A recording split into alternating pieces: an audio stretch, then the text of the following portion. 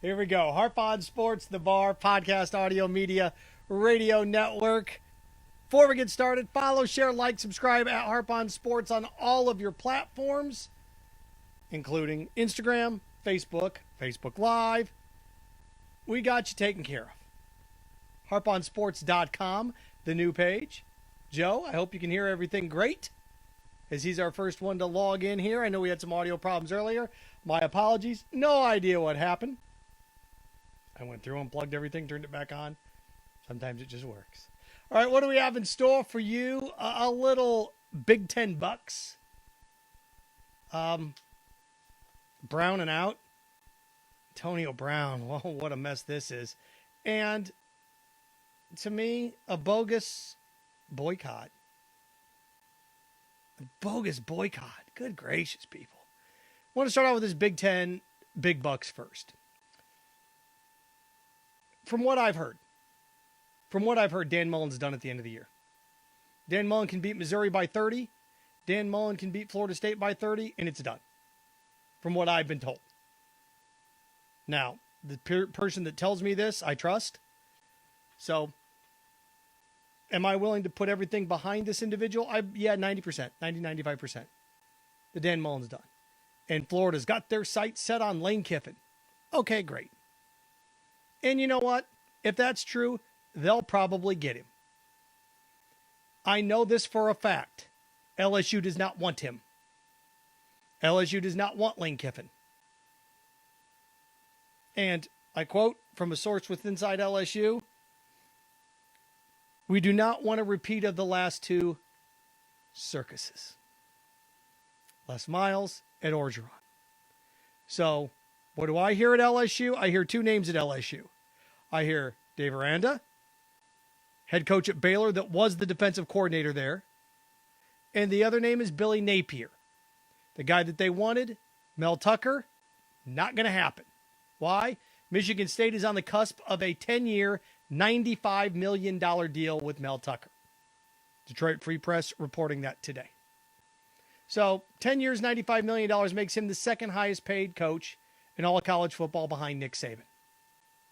And here is the truth of the matter when it comes to major college football. Big Ten's got more money. The Big Ten payout per school, per year, is $54 million. 54.3 to be exact. The SEC payout is $45 million. So the Big Ten has $9 million extra dollars a year to pay their coaches. $9 million. These are their TV contracts. This is not booster money. This isn't revenue from ticket money. This is just straight up TV cash. And here's the other thing. The stadiums in Big Ten land seat more. Ohio State seats more. Penn State seats more. Michigan's the biggest stadium in the country. Tennessee's a monster of a stadium, never full. A&M's a monster of a stadium, somewhat full, most of the time. Florida's never full. Alabama's full. Big Ten stadiums tend to be bigger. Not all of them. You got more money. Got bigger cities next to them. Now, is the product in the SEC better? Without a doubt. Most years. Most years. But I'm here to tell you the Big Ten's got more money to spend. So when a school like Michigan State, that's what, 80 minutes from Detroit, has a coach that is extremely successful. He's been there 2 years, and they beat Little Brother, or beat Big Brother, depending on your perspective. You want to hold on to a guy like that. Where SEC teams can coaches after 10-3 campaigns, and Dan Mullen's going to go 6-6 probably, maybe 5-7. He's shown the door. Michigan State looks around and says, we got a guy that could go 10-2. What are our chances of landing a guy like this again? LSU wants him with the resources and revenue in his recruiting range. We're going to pay this man. We're going to make an investment. Just like Alabama made a gigantic investment in Nick Saban, we're going to make a big investment in this guy. He hasn't won a championship yet. LSU was prepared to make an $8 million a year investment in Mel Tucker. And Michigan State said, nah, we're going to do it. We got this. We're going to pay him $9.5 million a year. Why? Because the Big Ten per school makes $9 million more per year than the SEC. Now, does that change with the inclusion of Texas and Oklahoma? Yes. Texas and Oklahoma enter the conference. More money, but also 16 mouths to feed, where the Big Ten has just 14 mouths to feed. That's why the Big Ten didn't panic when it came to expansion, because the Big Ten looks around and goes, what are we going to do here? Now, I looked at some other numbers. Big 12 payout per school, $37 million a year. ACC payout per year, about $35 million a year. So the Big Ten can pay out $19 million more per team than the ACC can. Well, if you're a school like Georgia Tech, do you pay the $45 million get out? If you're going to make $19 million more a year within 2.5 years, you'll make your money back. Because the Big Ten's always wanted their hands on Georgia Tech because it wants Atlanta. Where would your other grab be? I don't know where else their other grab would be. They're like, well, Kansas. Well, maybe, but Kansas doesn't get you a big market. What's Kansas going to get you? Kansas City. It's not where Kansas is. Kansas is in Lawrence. Right? Maybe if you want Missouri, if you want St. Louis. I don't know what that'll get you. That's why the SEC went to Missouri. Mizzou, it wasn't because of their impeccable track record of winning championships. They wanted TV markets. So maybe they go to Kansas, but Kansas doesn't give you anything football-wise. So, again, just looking at this and looking at the flow of this, the Big Ten is going to pay Mel Tucker big bucks. The SEC is not hiring anybody away from the Big Ten. They're just not. Big Ten hired James Franklin away, didn't they? In a roundabout way, Urban Meyer went to Ohio State. The Big Ten's got more money than the SEC. They just do. Payouts per year, $9 million. You can afford to make a bigger mistake in the Big Ten. In the Big Ten, you got $9 million more a year. Here we go. We can afford this.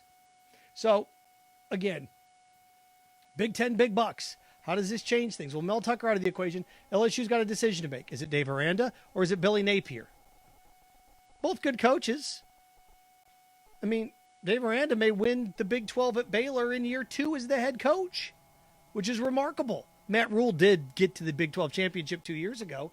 So if I'm LSU, the fact that he could win the Big 12 at Baylor and beat Oklahoma in the process and maybe beat Oklahoma State in the process, he's my guy. Billy Napier's done a nice job, but I'd much rather have a guy that's a head coach at a Power 5 school that's going to win a conference. And Oklahoma was loaded at the beginning of the year, at least in theory. You can win that conference in year 2. I know what you can do for me. If I'm LSU, Dave Aranda is my guy. But he's a defensive guy, isn't he? Is that what you want? Good coach. Very good coach. That's who it should be. He or Napier. Which leads us around to the Lane Kiffin sweepstakes. LSU does not want Lane Kiffin. LSU will not hire Lane Kiffin. You can write that down in blood. You can. So then it comes to this. What do you do if you're Lane Kiffin? Ole Miss is paying you $4.5 million a year. If Ole Miss comes to the table with $7, $8, $9 million. If I'm Lane Kiffin, I look at it like this. Nick Saban's not going to be around forever at Alabama, but if I'm at Ole Miss, I got to deal with LSU. I've got to deal with Auburn, and I've got to deal with Alabama. What do I really have to deal with if I'm Lane Kiffin and I go to Florida? What do I really have to deal with? Georgia? Yeah, dealing with Georgia's not much fun. Kirby Smart can recruit like a mother. But I got to deal with Alabama every year. I got to deal with Georgia every year, all right? Auburn, LSU, one of those teams always seems to have a monster year, a very good year. If I'm Lane Kiffin, I'm at Florida, I have to worry about Georgia. What do I have to worry about? Josh Heupel at Tennessee? I don't have to worry about Kentucky, up and down, up and down. Vanderbilt, Missouri? Pfft. Now, when the conferences realign, if Auburn and Alabama come over to the East and Mizzou gets sent to the West, then that changes the structure of everything. So, especially with Texas and Oklahoma coming in. So it's not as simple as saying, oh, join the East. That way you don't have to deal with Georgia. Because Alabama and Auburn may be making the trek. And if that's the case, if you're Lane Kiffin, Ole Miss all of a sudden, you got to deal with Oklahoma and Texas, but it's not the same, right? And then there was talk that Lincoln Riley may go to LSU. Come on. If that's the case, then Oklahoma will hire Lane Kiffin like that. And Lane Kiffin would take the Oklahoma job in a heartbeat. Of course he would. And don't say, well, Oklahoma would never hire him. Hired Barry Switzer.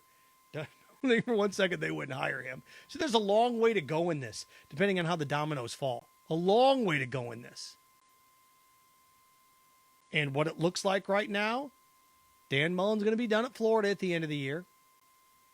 And at that point, where does Dan go? Virginia Tech, I'd mentioned TCU, school like that. I think Dan Mullen would do very well there. If James Franklin leads Penn State, there's a possibility that Penn State may go after Mullen, but it's got to be an insular environment where, well, let's face it, coaches are worshipped. Dan Mullen was worshipped last year. I was critical of Dan Mullen. And people couldn't handle it. The athletic department couldn't handle it.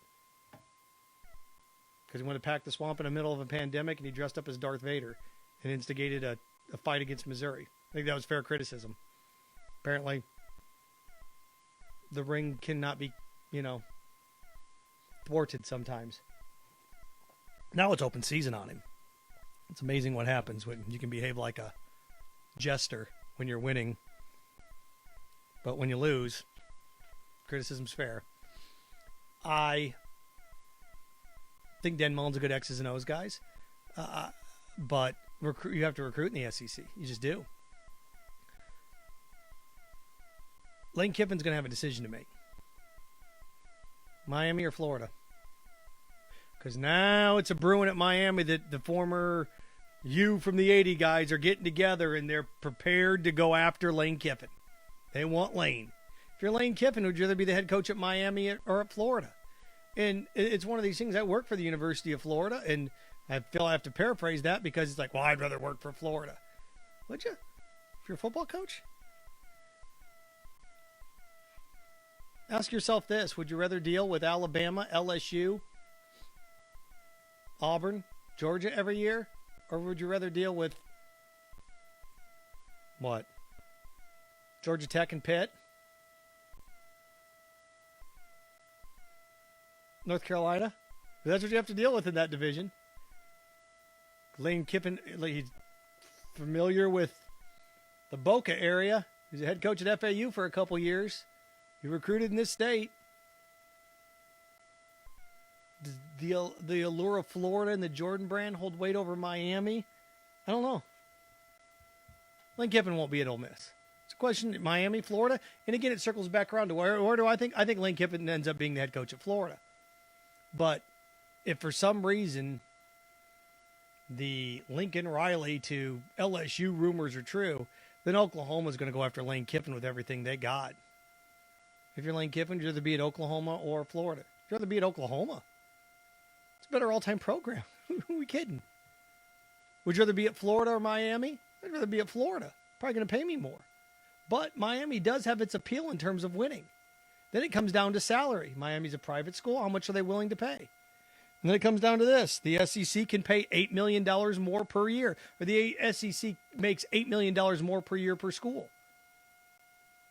So the Big Ten, big bucks, the Mel Tucker contract shows you just the power of this conference and how much money the Big Ten has. The Big Ten, $9 million more per year payout per school. And then the SEC has $8 million more per year than the ACC.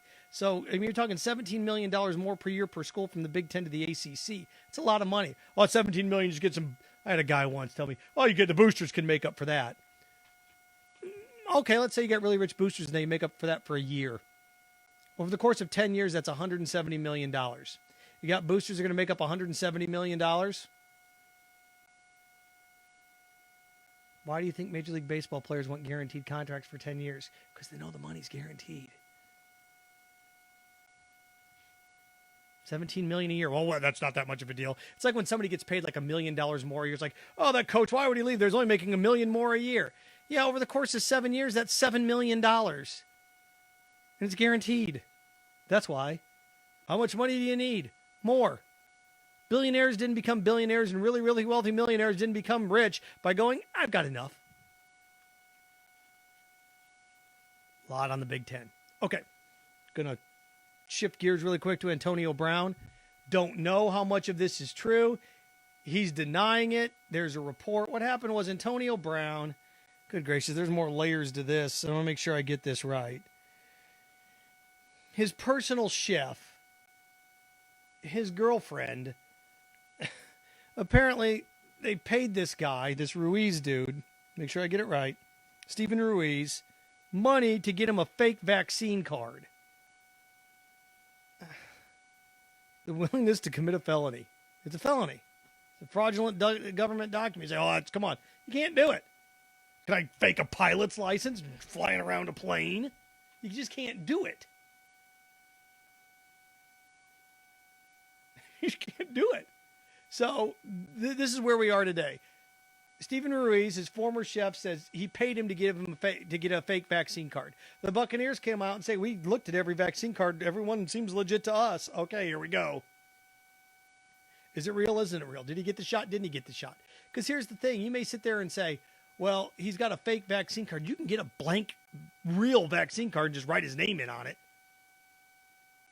They're going to research this. They'll find out. They'll find out if Antonio Brown has a real or fake vaccine card. And he may have asked for one, he may have gotten it, but went ahead and got the vaccine anyway. Things we're going to have to find out. But here's the rub when it comes to this. If it's true that Antonio Brown has been parading around without a mask on and lied and got a fake vaccine card, look, you don't have to get the vaccine. You can wear a mask. But that's like sitting there going, okay, well, I want to park up close. Here's a handicap sticker, but I'm not handicapped. You're lying. That's fraudulent too. You can't drive a car without a license. Right? Don't believe it. Go downtown, park where you're not supposed to park. See what happens. You're going to get your butt towed. So if Antonio Brown is lying and this vaccine card is fake, you got to kick. He's done. Done for the year. Done for the year. The Aaron Rodgers thing was a semantics thing. All I said was immunized. I never said it was vaccinated. Okay, whatever. And the NFL fined him. But if somebody's got a fake card, if somebody just has a fake vaccine card, and he knowingly acquired this, and he's been in trouble in the past, like Antonio Brown, sayonara, he's done for the year. Has to be. You got to kick. He's done. If somebody can parade around with a fake vaccine card, pretend to get the vaccine and didn't get it, you don't do anything to them, what can you do? What's the point of any of this stuff? And again, you don't have to get vaccinated. He could have wore a mask and done his thing, and that'd been fine. Do I disagree with it? Yes. The reason the pandemic is slowing down is not because of unvaccinated people. So, Antonio Brown, this is true. Done. Done. Not a debate. Done. Roger Goodell, you better boot his ass, because if he's doing this, fake document. Well, what's the big deal? He didn't hurt anybody. Oh, well, then fine. Drive drunk. He didn't kill anybody. Drive drunk. Go ahead. Go for it. Sell cocaine. You can sell cocaine. Well, it's illegal. Nobody died. If your analogy for something is nobody died, I robbed the store at gunpoint. Didn't shoot anybody, so what? It's a crime, isn't it? Well, because you don't think it's a big deal doesn't mean it's not a big deal. Maybe I don't think it's a big deal taking a leak in the middle of Main Street. City says it is. I wanted to wrap with this. Apparently, the United States is considering a diplomatic boycott of the Olympics. This is one of the most worthless things I've heard. Do you know what a diplomatic boycott is? A diplomatic boycott is everybody still goes and plays. Apparently, we're mad at China and their human rights. And it's funny because a decade ago, Russia hosted the Winter Olympics, and they're poisoning and killing journalists. We trade with Saudi Arabia, killing people and chopping them up in consulates. And I sit here and I look at this. I just shake my head. I do. I just shake my head. And again, politically, and it's one of these things. It's the illusion of doing something. My friend, conservative talk show host Dale Jackson, who we disagree on a lot of things, but we agree on this. Slacktivism. His term, slacktivism. And people like change their Facebook profile picture to the American flag to support the troops. That's meaningless. What's that do? It doesn't do anything.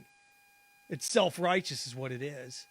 I'm going to change my profile picture to a cartoon character to show that I'm raising awareness for child abuse. That doesn't do anything. Does that make you feel better about yours? Something to help kids. I support the troops. I don't know what that means. Do you donate to the Disabled American Veterans Fund? Do you volunteer at the VFW? Or do you have a yellow magnet you got at Walgreens on the back of your car? This is slacktivism.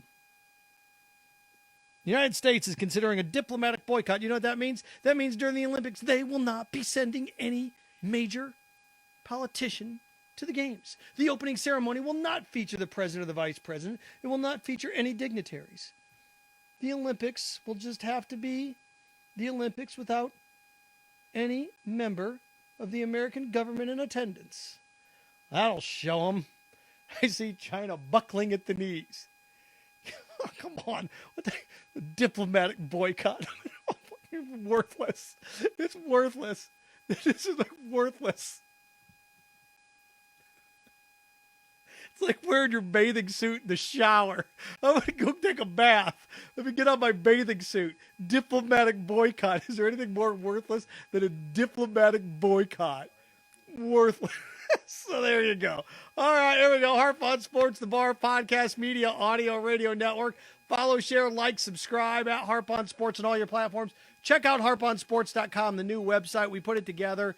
I think it looks great. I got an article coming up tomorrow that you're going to like as we start to look ahead to Rivalry Week as well, in addition to this podcast. So there you go. Remember, stay clean, stay focused, stay strong. Frankenstein. Have fun with your friends.